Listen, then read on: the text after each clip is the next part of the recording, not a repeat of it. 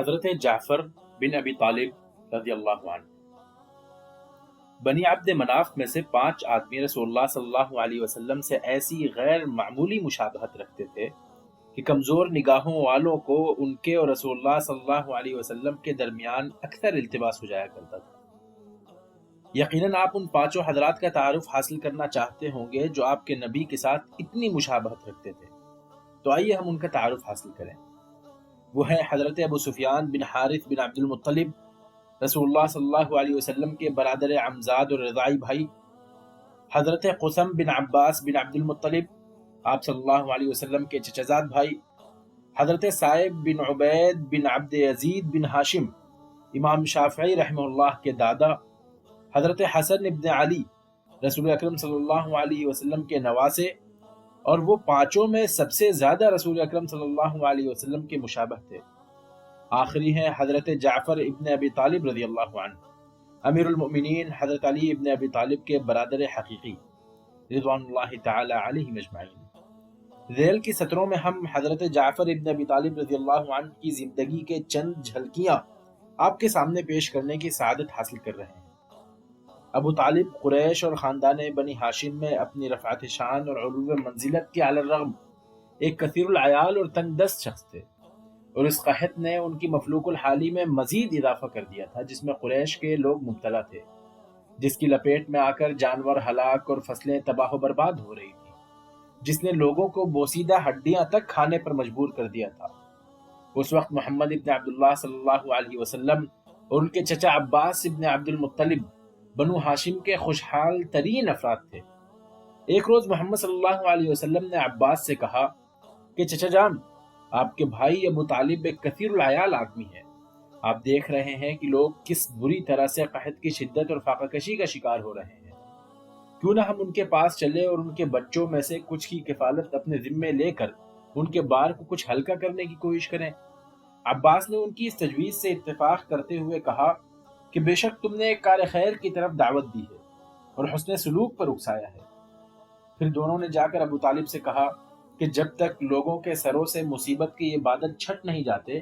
ہم چاہتے ہیں کہ بچوں کی پرورش کا جو بھاری بوجھ تنہا آپ کے کندھوں پر ہے، اس میں ہم آپ کا ہاتھ بٹھائیں اور آپ کے اس بوجھ کو کچھ ہلکا کریں۔ ابو طالب نے بھائی اور بھتیجے کی اس پیشکش کو قبول کرتے ہوئے کہا کہ اگر تم لوگ عقیل کو میرے لیے چھوڑ دو تو باقی بچوں کے متعلق جو چاہو فیصلہ کر سکتے ہو۔ چنانچہ محمد صلی اللہ علیہ وسلم نے علی کو اور عباس نے جعفر کو لے کر اپنے بچوں کے ساتھ شامل کر لیا۔ اس کے بعد علی برابر محمد صلی اللہ علیہ وسلم کے ساتھ رہے، حتیٰ کہ اللہ تعالیٰ نے ان کو نبی بنایا اور دین حق اور ہدایت دے کر مبعوث فرمایا۔ اسی طرح جعفر بھی برابر اپنے چچا عباس کے یہاں رہے، یہاں تک کہ وہ جوانی کی عمر کو پہنچ گئے اور رسول اللہ صلی اللہ علیہ وسلم کی دعوت پر لبیک کہتے ہوئے دائرہ اسلام میں داخل ہو گئے اور پھر اپنے پاؤں پر کھڑے ہو گئے۔ حضرت جعفر ابن ابی طالب رضی اللہ عنہ اور ان کی اہلیہ حضرت اسماء بنت عمیس اس کاروان نکہت و نور میں آغاز سفر ہی سے شریک تھے۔ یہ دونوں رسول اللہ صلی اللہ علیہ وسلم کے دار ارقم میں داخل ہونے سے پہلے حضرت ابو بکر صدیق رضی اللہ عنہ کے دست مبارک پر ایمان لا چکے تھے، اور اس ہاشمی نوجوان اور اس کی نوعمر بیوی نے قریش کے ہاتھوں وہ ساری بلائیں اور مصیبتیں جھیلیں جن سے ابتدائی زمانے کے مسلمانوں کو پالا پڑا تھا۔ انہوں نے ہر اذیت پر صبر و تحمل کا مظاہرہ کیا، کیونکہ ان کو یہ بات بخوبی معلوم تھی کہ جنت تک پہنچنے کے لیے ان پرخار وادیوں اور دشوار گزار گھاٹیوں کو عبور کرنا ناگزیر ہے، لیکن یہ چیز ان کے اور ان کے دوسرے دینی بھائیوں کے لیے انتہائی تکدر اور پریشانی کا سبب بنی ہوئی تھی کہ قریش کے لوگ ان کے اور اسلامی شعائر و احکام کی ادائیگی کے درمیان حائل ہو کر انہیں لذت عبادت سے محروم کر رہے تھے۔ وہ ہر جگہ ان کی گھات میں بیٹھے رہتے اور ہر وقت ان کی نگرانی کرتے رہتے تھے۔ اس صورتحال سے تنگ آ کر حضرت جعفر ابن ابی طالب رضی اللہ عنہ نے رسول اللہ صلی اللہ علیہ وسلم سے اس بات کی اجازت طلب کی کہ وہ اپنی بیوی اور صحابہ کرام رضوان اللہ تعالی علیہ مجمعین کی ایک مختصر جماعت کے ساتھ سرزمین حبشہ کی طرف ہجرت کر جائیں۔ چنانچہ آپ صلی اللہ علیہ وسلم نے انہیں اس کی اجازت تو دے دی، مگر آپ صلی اللہ علیہ وسلم کو اس پر دلی صدمہ ہوا، کیونکہ یہ چیز رسول اللہ صلی اللہ علیہ وسلم کے لیے مستقل سوہان روح کا باعث تھی کہ ان پاک طینت اور نیک نفس ہستیوں کو صرف اس جرم میں کہ انہوں نے اللہ تعالیٰ کی ربوبیت کا اعلان کیا ہے،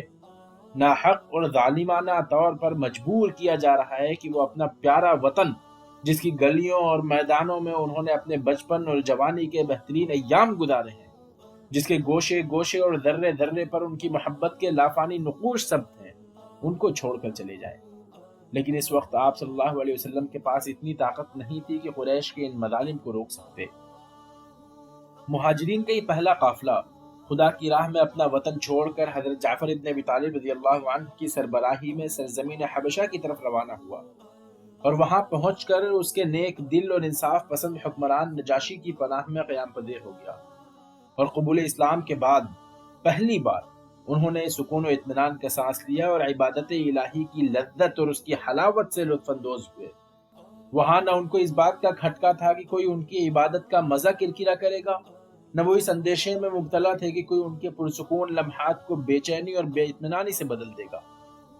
ادھر جب قریش کو ان مسلمانوں کے ارض حبشہ کی طرف ہجرت کر جانے کا علم ہوا، اور ان کو پتہ چلا کہ وہ لوگ شاہ حبشہ کی حمایت اور اس کی پناہ میں اپنے دین و عقیدے کے مطابق اطمینان اور بے خوفی کے ساتھ زندگی گزار رہے ہیں، تو وہ ان کے خلاف سازش اور صلاح و مشورے میں مصروف ہو گئے، تاکہ یا تو انہیں قتل کرنے میں کامیاب ہو جائیں یا واپس لا کر قید خانے میں ڈال دیں۔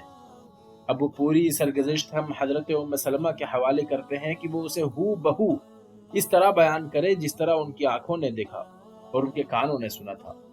وہ فرماتی ہیں، جب ہم لوگ حبشہ کی سرزمین میں جا کر ٹھہرے تو وہاں ہم کو بہترین لوگوں کی ہمسائیگی ملی۔ وہاں ہم اپنے دین کے متعلق ہر طرح بے خوف ہو کر اپنے رب کی عبادت میں مصروف ہو گئے۔ وہاں نہ تو ہم کو کسی اذیت سے دوچار ہونا پڑا، نہ کوئی ناپسندیدہ اور دل آزار بات سننی پڑی۔ ان حالات کی اطلاع جب قریش کو ہوئی تو انہوں نے ہمارے خلاف سازش کر کے اپنے دو مضبوط آدمیوں عمرو بن عاص اور عبداللہ ابن ربیعہ کو نجاشی کے پاس بھیجا، اور ان کے ہاتھ نجاشی اس کے درباریوں اس کے فوجی سرداروں کے لیے سرزمین حجاز کی وہ نادر اور بیش قیمت چیزیں تحفے کے طور پر بھیجی جنہیں وہ پسند کرتے تھے۔ ساتھ ہی ان کو اس بات کی تاکید بھی کر دی کہ ہمارے یعنی مسلمانوں کے مسئلے پر بادشاہ سے گفتگو کرنے سے پہلے ہر سردار کو اس کا تحفہ دے دینا۔ جب وہ دونوں حبشہ پہنچے تو حسب ہدایت سب سے پہلے وہ نجاشی کے درباریوں سے ملے، اور ان میں سے ہر ایک کے سامنے ہدیہ پیش کرنے کے بعد اس سے کہا کہ ہمارے یہاں سے کچھ ناسمجھ لڑکے جنہوں نے اپنے آباء و اجداد کا پرانا دین ترک کر کے ایک نیا دین اپنا لیا اور اپنی قوم کے اندر پھوٹ ڈال دی ہے، وہ بھاگ کر بادشاہ کے ملک میں آ گئے۔ جب ہم بادشاہ سے ان کے معاملے میں گفتگو کریں تو آپ لوگ ہماری تائید کریں اور اس کو یہ مشورہ دے کہ وہ ان سے ان کے دین کے بارے میں کوئی سوال و جواب کیے بغیر انہیں ہمارے حوالے کر دے، کیونکہ ان کے قبیلوں کے سربراہ ان کو اور ان کے عقائد کو زیادہ بہتر طور پر جانتے اور سمجھتے ہیں۔ تو درباریوں نے کہا کہ ہم ضرور بادشاہ کو مشورہ دیں گے۔ حضرت ام سلمہ رضی اللہ عنہا کہتی ہیں کہ عمرو بن عاص اور اس کے ساتھی کو اگر کوئی بات سب سے زیادہ ناگوار تھی تو وہ یہ کہ نجاشی ہم لوگوں میں سے کسی کو اپنے پاس بلا کر اس کی بات سنے۔ ان دونوں نے بادشاہ کے دربار میں حاضر ہو کر اس کی خدمت میں ہدیے پیش کیے جن کو اس نے بہت پسند کیا۔ پھر اپنی گفتگو کا آغاز کرتے ہوئے کہا کہ اے بادشاہ، ہمارے کچھ بدترین قسم کے نوجوان ہیں جنہوں نے بھاگ کر آپ کے ملک میں پناہ لے رکھی ہے۔ انہوں نے ایک ایسا دین اختیار کر رکھا ہے جس سے نہ ہم لوگ واقف ہیں نہ آپ ہی اس دین سے متعارف ہیں۔ انہوں نے ہمارا دین چھوڑ دیا ہے مگر وہ آپ کے دین میں بھی نہیں داخل ہوئے، اس لیے ان کی قوم کے سرداروں، ان کے آباء و اعمام اور ان کے خاندان کے سربراہوں نے اس درخواست کے ساتھ ہم کو آپ کی خدمت میں بھیجا ہے کہ آپ انہیں واپس بھیج دیں، کیونکہ جو فتنہ ان لوگوں نے برپا کر رکھا ہے اس کو وہی لوگ زیادہ بہتر جانتے ہیں۔ یہ سن کر بادشاہ نے سرداروں کی طرف نظر اٹھائی۔ انہوں نے قریشی سفیروں کی تائید کرتے ہوئے کہا کہ عالی جاہ، یہ دونوں ٹھیک کہہ رہے ہیں، کیونکہ انہوں نے جو غلط رویہ اپنایا ہے اس کے متعلق وہی لوگ بہتر جانتے ہیں، اس لیے ان کو واپس بھیج دیں تاکہ وہ لوگ ان کے بارے میں جو مناسب سمجھیں فیصلہ کریں۔ بادشاہ کو درباریوں کی بات پسند نہیں آئی۔ اس نے سخت غصے کا اظہار کرتے ہوئے کہا کہ نہیں، خدا کی قسم، جب تک ان کو بلا کر ان باتوں سے متعلق ان سے پوچھ نہیں لیتا جو ان کی طرف منسوب کی جا رہی ہیں، انہیں کسی کے حوالے نہیں کر سکتا۔ اگر وہ باتیں جو یہ دونوں ان کے بارے میں کہہ رہے ہیں درست ہوئی تو میں انہیں ان کے سپرد کر دوں گا، لیکن اگر معاملہ اس کے برعکس ہوا تو میں اس وقت تک ان کی حمایت سے ہاتھ نہیں اٹھاؤں گا جب تک وہ یہاں رہیں گے۔ حضرت ام سلمہ رضی اللہ عنہا اپنے بیان کا سلسلہ آگے بڑھاتے ہوئے کہتی ہیں کہ پھر نجاشی نے ہم لوگوں کو ملاقات کے لیے بلا بھیجا۔ اس کے یہاں جانے سے پہلے ہم لوگ ایک جگہ جمع ہوئے اور ہم نے آپس میں کہا کہ بادشاہ ہم سے ہمارے دین کے بارے میں ضرور پوچھے گا۔ اس موقع پر ہمیں کسی لاگ لپیٹ کے بغیر بالکل واضح طور پر وہ باتیں اس کے سامنے رکھ دینی چاہیے جن پر ہم ایمان رکھتے ہیں، اور بادشاہ کے سامنے ہم سب لوگوں کی نمائندگی صرف جعفر ابن ابی طالب رضی اللہ عنہ کریں گے، ان کے سوا کوئی دوسرا نہیں بولے گا۔ جب ہم لوگ بادشاہ کے دربار میں پہنچے تو دیکھا کہ اس نے اپنے درباریوں کو بلا رکھا ہے، جو اپنی اپنی جگہوں پر اپنے مخصوص درباری لباس زیب تن کیے، سروں پر ٹوپیاں رکھے، سامنے کتابیں کھولے بیٹھے ہیں۔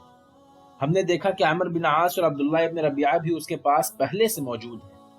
جب سب لوگ اطمینان سے اپنی اپنی جگہوں پر بیٹھ گئے تو نجاشی نے ہماری طرف رخ کرتے ہوئے پوچھا کہ وہ کون سا نیا دین ہے جو تم لوگوں نے اختیار کیا ہے، جس کے لیے تم نے اپنے آباء و اجداد کا دین ترک کر دیا، مگر نہ تو میرے دین میں داخل ہوئے نہ دیگر ادیان و ملل میں سے کسی کو اپنایا۔ بادشاہ کا سوال سن کر جعفر ابن ابی طالب رضی اللہ عنہ اپنی جگہ سے اٹھ کھڑے ہوئے اور انہوں نے بادشاہ کو مخاطب کرتے ہوئے کہا، اے بادشاہ، ہم جاہل تھے، بت پرستی کرتے تھے، مردار کھاتے، فواحش کا ارتکاب کرتے، قطع رحمی کرتے اور پڑوسیوں سے بدسلوکی کرتے تھے۔ ہم میں کا ہر طاقتور اپنے کمزوروں پر ظلم ڈھاتا تھا۔ ایک زمانے تک ہماری زندگی کے شب و روز اسی طرح گزرتے رہے۔ آخر اللہ تعالیٰ نے ہماری طرف ایک رسول بھیجا جو خود ہم ہی میں سے تھا، جس کی خاندانی شرافت و نجابت، ذاتی صداقت و امانت اور فطری عفت و عصمت سے ہم سب اچھی طرح واقف تھے۔ اس نے ہم کو خدا کی طرف پکارا، اس نے ہمیں دعوت دی کہ ہم خدا کو ایک مانیں، صرف اسی کی عبادت کریں اور پتھر سے تراشے ہوئے ان بے جان بتوں کی پرستش سے باز آ جائیں جن کی پوجا ہم اور ہمارے آباء و اجداد کرتے چلے آ رہے تھے۔ اس نے ہم کو راست گوئی، امانت داری، صلہ رحمی، پڑوسیوں کے ساتھ حسن سلوک، محارم سے اجتناب اور خوریزی سے احتراز کرنے کی تلقین کی، نیز بے حیائی، دروغ گوئی، یتیم کا مال کھانے اور پاک دامن عورتوں پر تہمت لگانے سے منع کیا۔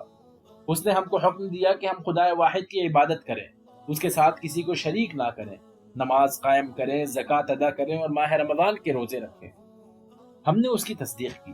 ہم اس پر ایمان لائے اور اس کے ان تمام احکامات و ہدایات کی پیروی کی جن کو وہ خدا کے ہاں سے لایا تھا۔ اس نے جن چیزوں کو ہمارے لیے حلال کیا ہم نے ان کو حلال جانا،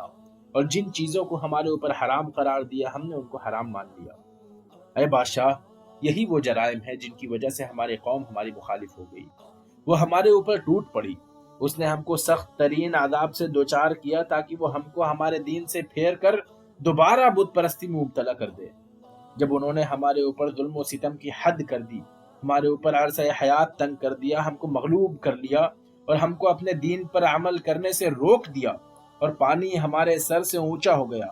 تو ہم اپنا وطن چھوڑ کر آپ کے ملک میں چلے آئے۔ ہم نے دوسروں پر آپ کو ترجیح دی اور آپ کی ہمسائیگی کو پسند کیا، کیونکہ ہم کو اس بات کی پوری امید تھی کہ آپ کے یہاں ہمارے اوپر ظلم نہیں کیا جائے گا۔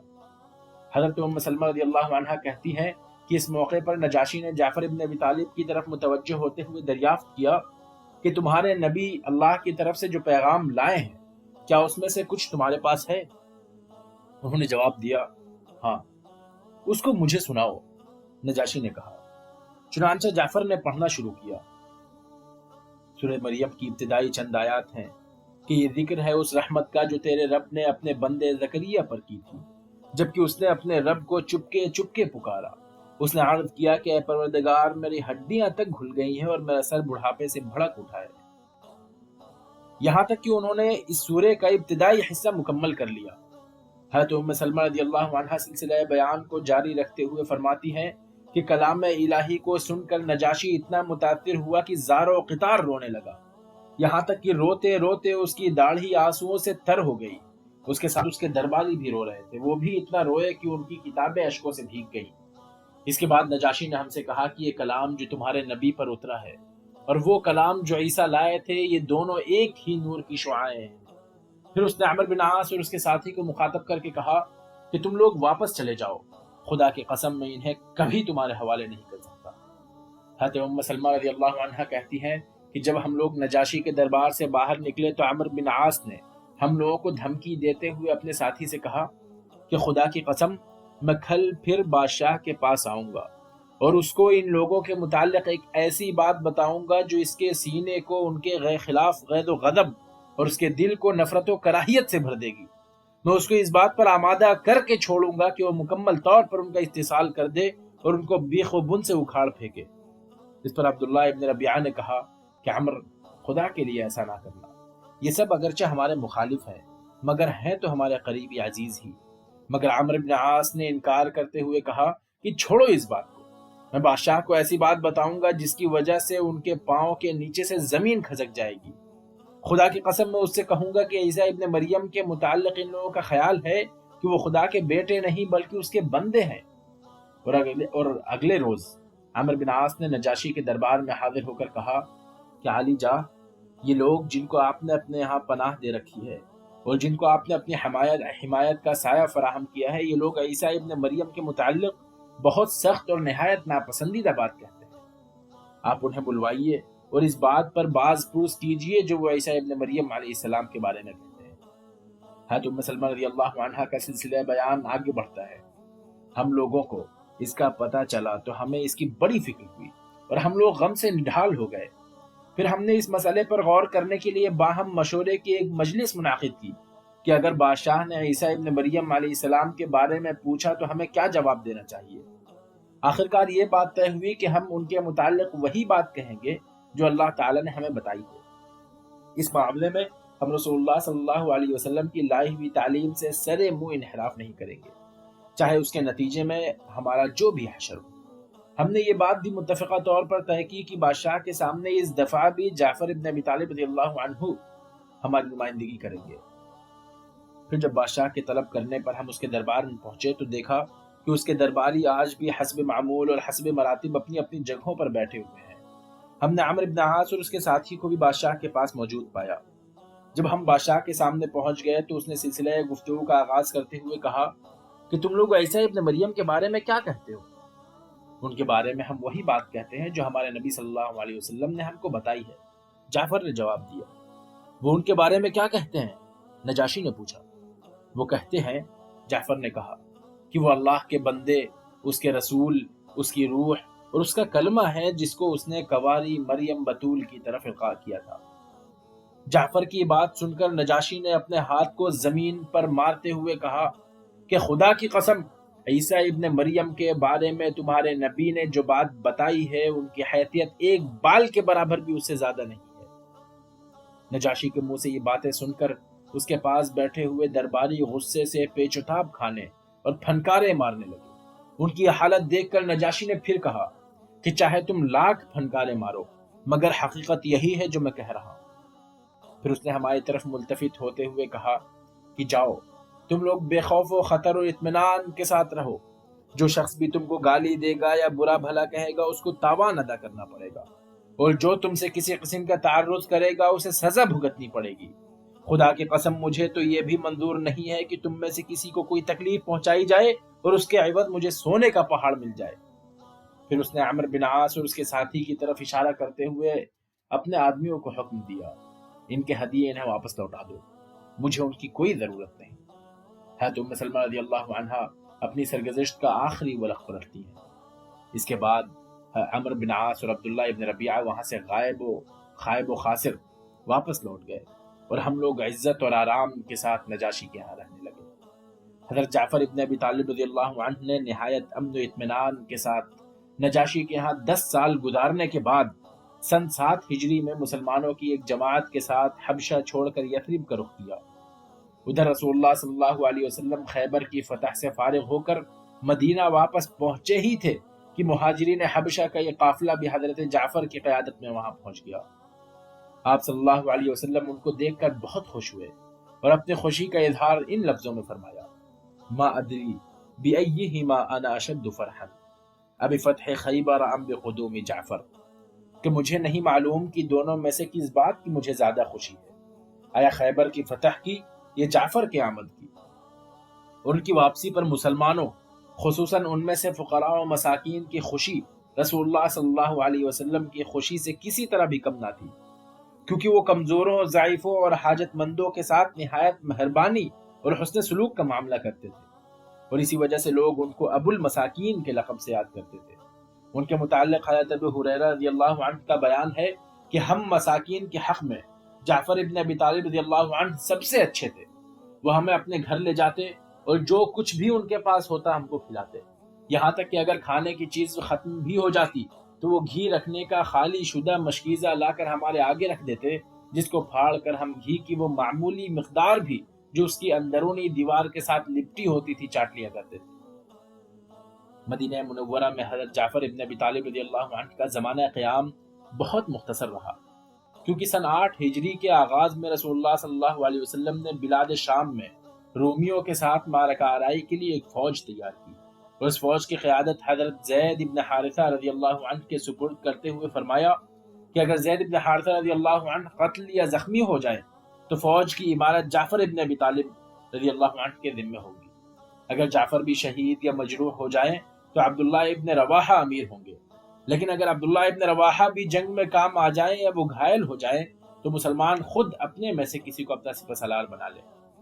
جب مسلمان موتا پہنچے جو اردن میں شام کے بالائی حصے میں واقع ہے تو انہوں نے دیکھا کہ ان کے مقابلے کے لیے 1,00,000 سپاہیوں پر مشتمل زبردست رومی فوج تیار کھڑی ہے،